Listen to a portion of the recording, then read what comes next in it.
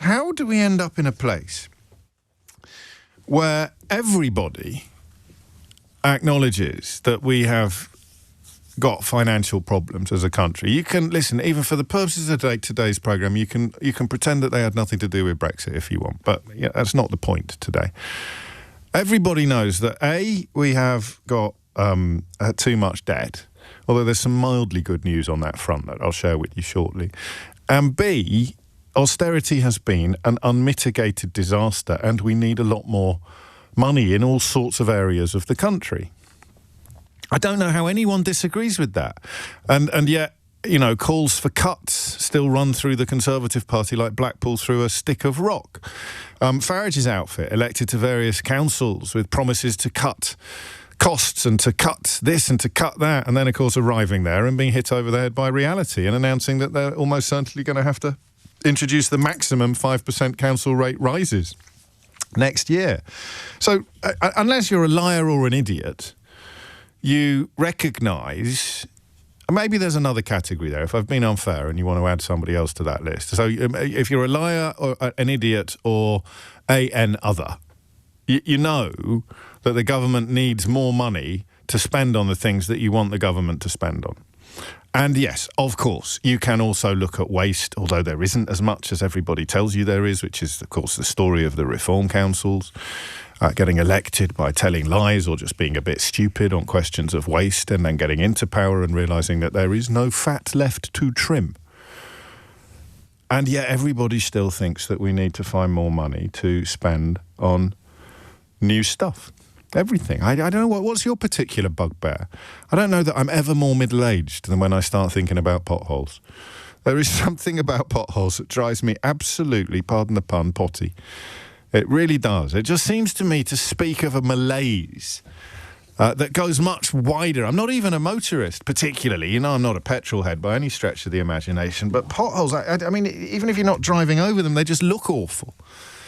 And that is a really good example of, I'd say it was an example of the public spending equivalent of the kind of, what did they call it in New York when they had that theory that if you had a broken window in an area, then it was more likely to become, it wasn't the broken window theory, Keith. Get out. Seriously, go and stand in the corner. It had something else. It may even have been under Giuliani before he went mad.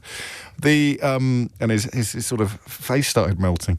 The idea that a broken window will increase the likelihood of graffiti, and graffiti will increase the likelihood of litter not being picked up, and suddenly you're living in a part of town that is... I got zero tolerance somewhere in the back of my mind, but I don't think it was called that. But there's a public sector, there's a public spending equivalent of that, isn't there? And a pothole speaks of governance that is bankrupt, or at the very least massively underfunded. We can't afford to fix the holes in the road. We're not fixing a hole where the rain gets in and stops my mind from wandering. We can't afford to do that. The broken window theory, it may actually have been called. So apologies to Keith, can come back out of the corner. And yet we are all adamant that, or most of us are adamant, that we shouldn't be paying more tax.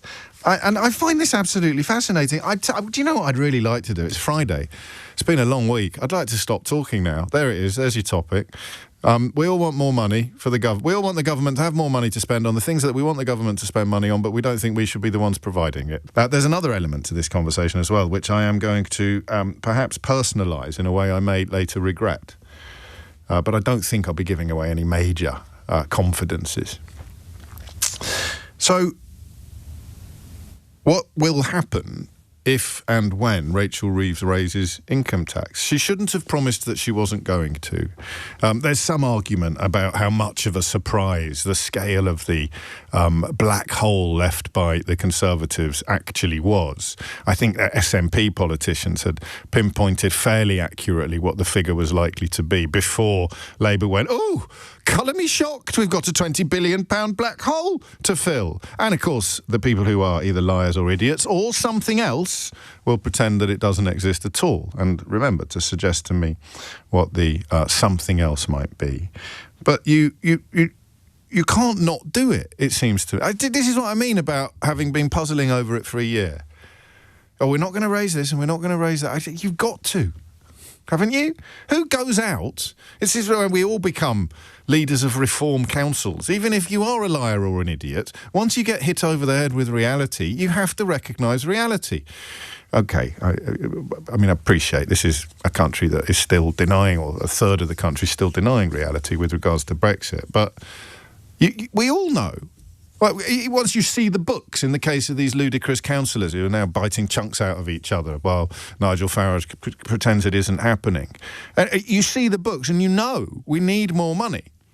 Whether it's councils who were elected on a promise to cut spending, who are now going to increase it, because there is no fat left to trim. That's what austerity did. Quite how people fail to notice that is beyond me. Everyone's got a favourite. Is shibboleth the right word to use here? I don't know. I should look it up before I say it out loud. So everyone's got a favourite thing they can say, well, why are we spending money on this? So if you're from the left, or a certain part of the left, you might say, why are we spending money on nuclear weapons? And if you're from a certain part of the right, you might say, why are we spending money on foreign aid? Spoiler alert, we're not really anymore. But even if we were, it would be a drop in the ocean of what is needed to fix stuff, to get stuff up and running.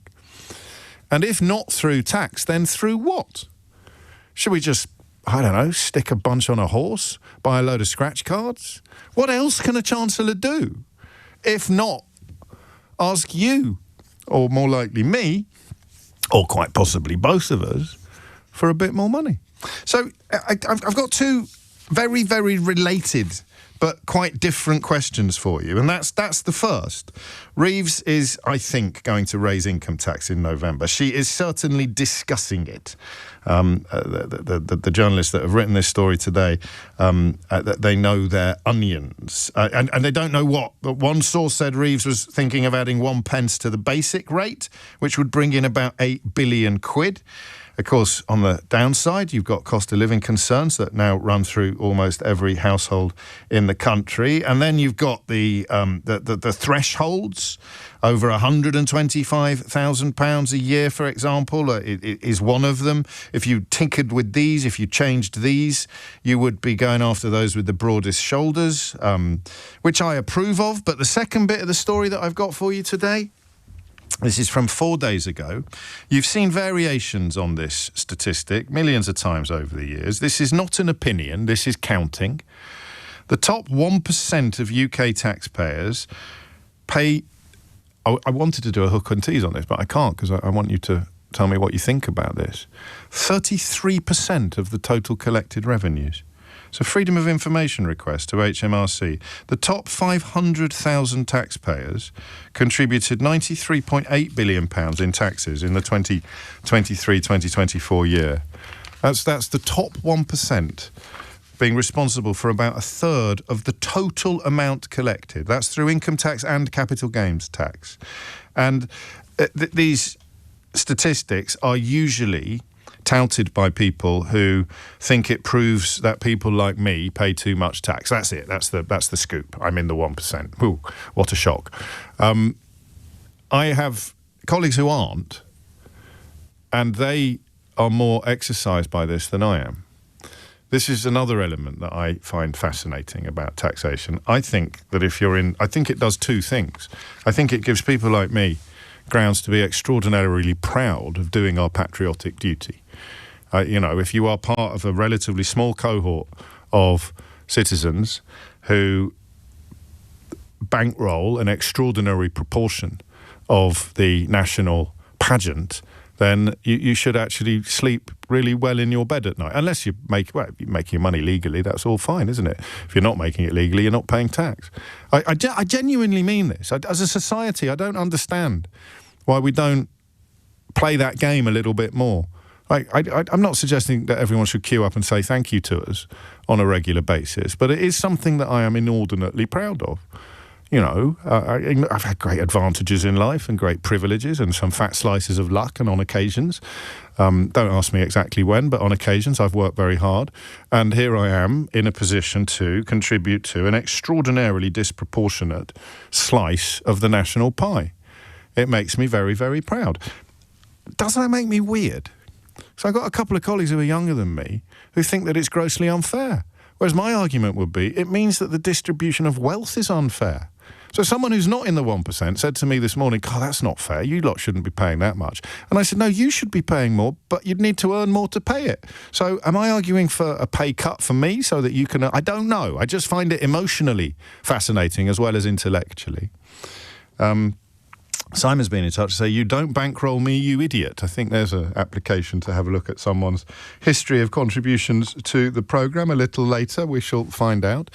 And that's it. I mean, there it is. The idea that some lefty could be actually bankrolling the lifestyle of people who like to blame immigrants for everything that's gone wrong in their own pitiful existences is perhaps part of the reason why we don't frame the story as generously as we might. So that's question number one. What about a raise in income tax? And I wonder whether your answer to that question is changed by the knowledge that the top 1% already pay 33% of the total collected. What does that say to you? I'm going to talk myself out of a topic now, aren't I? I'm going to jump off the Rachel Reeves one and go all in on the 1% paying the 33%. Let's try and do both. Let's try and keep both plates spinning if we can. I suppose in its simplest terms, I'm asking you, has Rachel Reeves got any choice?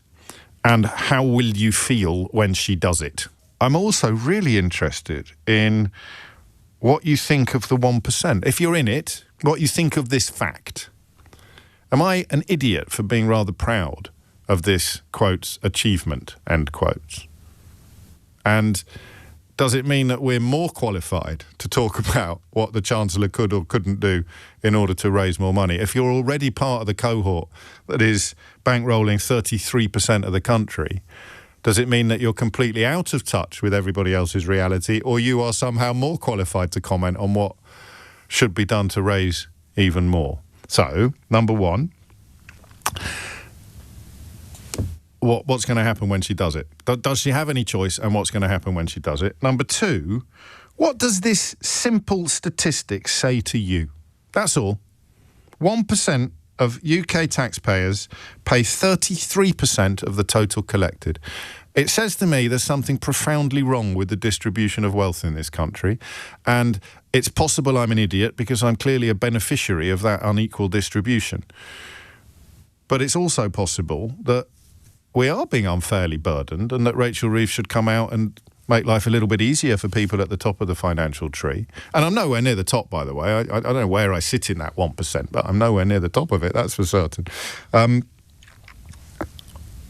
Or it means that the system is the best it could possibly be and that people in that 1% deserve a little bit more credit for doing what they do.